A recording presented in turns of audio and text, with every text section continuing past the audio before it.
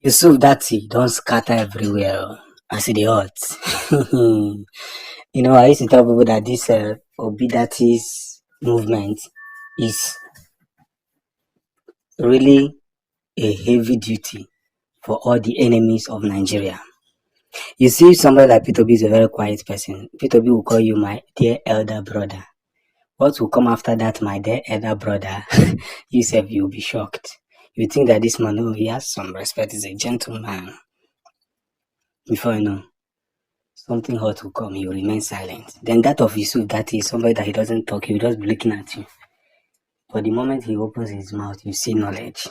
What's up, ladies and gents? If this is your first time I'm coming across the tank, don't forget to subscribe, don't forget to share, don't forget to follow. Most importantly, like our videos. Because according to YouTube and Facebook policy, the more you like our videos, the more they help recommend it to other subscribers that are not subscribed to this very channel. God bless you and bless you massively well. I would like you to pay attention and watch this video from Arise TV where Yusuf-Datty had to defend every court process. Of course, you know that the court, P2B just filed his case against Tinubu, and the case is big and massive. Small cutlass fight, 9 P2B go carry RPG and missile enter the fight. This one go loud, though, go to end well. But we pray that after this pain and suffering that Nigeria is going through, all the enemies of Nigerian state will be put to rest.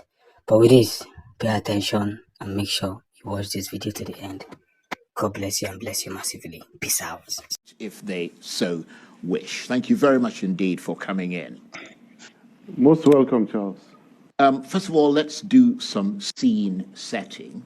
Just crystallize for us the reasons you're going to court and what you want the tribunal to do.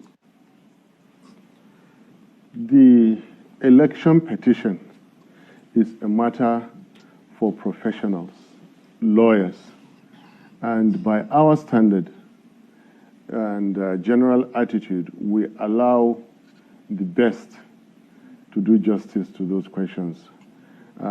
As the candidate, I would rather hold on to the constitutional matters that are also inclusive in what you just asked me now. So if you may, let me proceed to speak about Constitution. The Electoral Act, which is mainly what the lawyers are doing at the tribunal, is a process document. The Constitution is a different document in its entirety. Nations exist because they have a constitution. A constitutional breach is a big issue. It's a make or break issue. We're not just talking about losing the election. We're now talking about a constitutional breach. Where you have a constitutional breach, there is no president-elect. I beg to say, by the standard meaning of Section 134, there is the clear interpretation of 134, and there is the INEC interpretation of 134. Now, I'm going to hold on to that. I'll stick to that, and I'll deliver victory on that.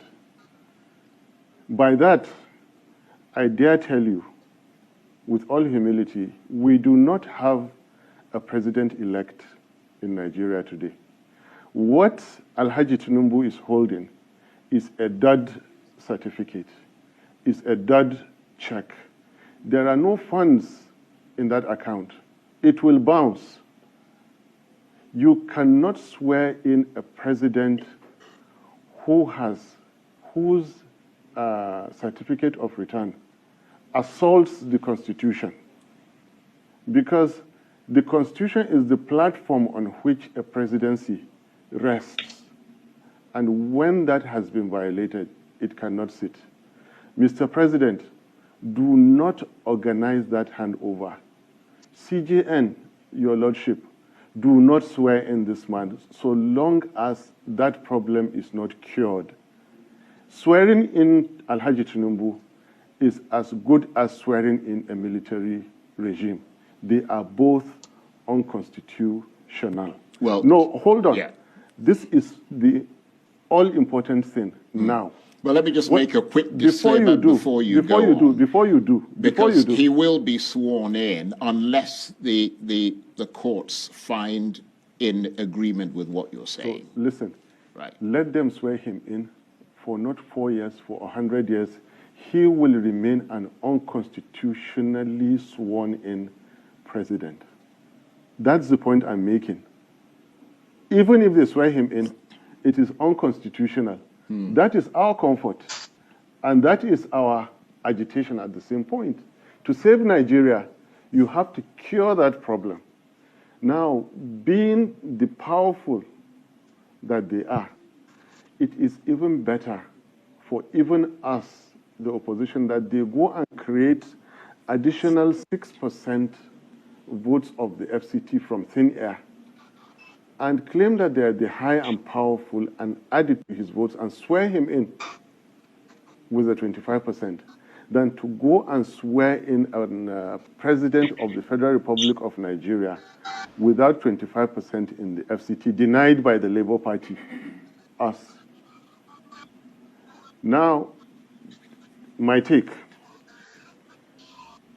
When their lordships, the justices, make a ruling out of their wisdom, the common man on the street and you and I will listen to the judgment and will understand the judgment. If we can understand the judgment, then we can understand it now. Here is another take. The law is not a game for politicians to play. The Constitution is not a puzzle for candidates and their lawyers to solve.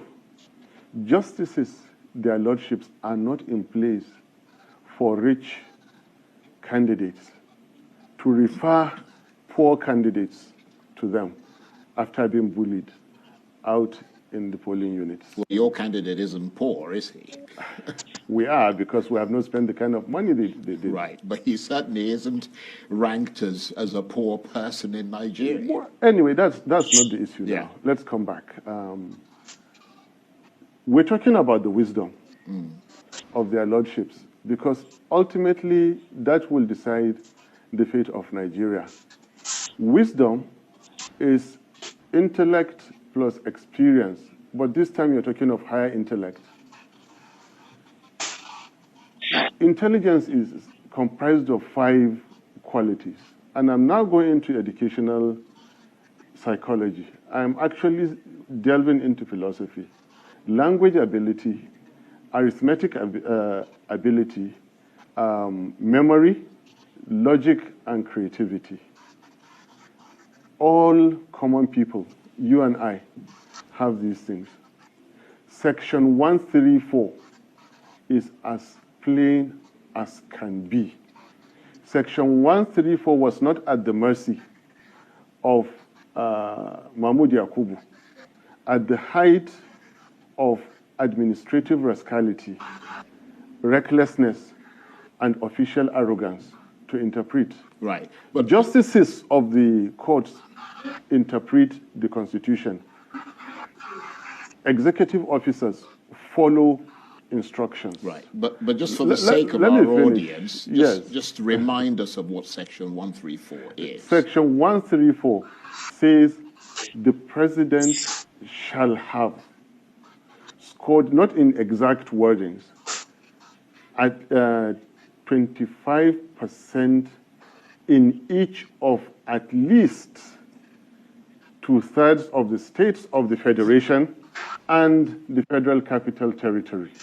Yeah, but that's a question of, it could not be any clearer than this. Interpretation. There is no interpretation. Well, I told you, yeah. the Constitution is not a puzzle to be solved. The Constitution is a document simplified to be followed. Yeah, but that's one of the grounds on which you're filing I told you I am holding onto that, because right now, technically speaking, constitutionally speaking, security speaking, We do not have a president-elect by the standard definition of Section 134, but by INEC definition, they have proceeded to give a certificate of return. And I'm telling you that even if they swear in Alhaji Tinubu, it is an unconstitutional and will continue to be. Yeah, but that's just one of the grounds on which you're filing a complaint. Charles, you're not following me. Charles, I understand what you mean, but let me just make this point just briefly, and I apologize for interrupting you. But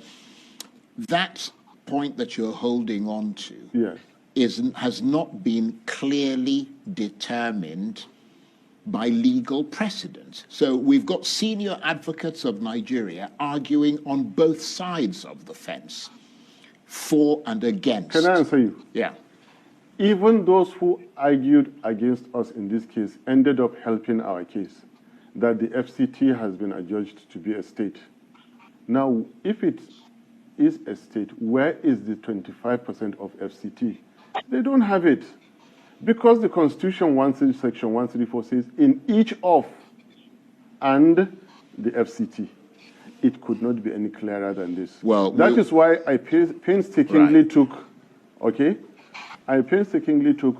ultimately when they use their wisdom to decide. They will come back to tell you what you and I will understand on an ordinary day.